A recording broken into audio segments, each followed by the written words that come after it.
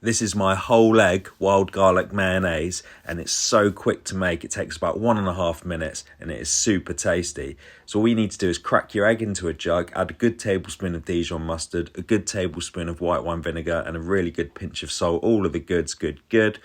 And then blend with a hand blender until it's light and fluffy. And then you're slowly going to emulsify in or blend in your wild garlic oil. You can use any oil you like here. You might have a personal preference, but simultaneously blend and pour in the oil, and it will start to emulsify and thicken up.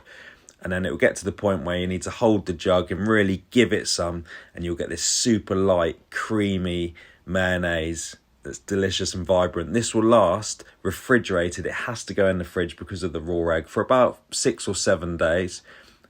And then it's no good after that, unfortunately. Hopefully you would have eaten it all. But just look at it, it's so light. And this time of year, it's perfect with asparagus.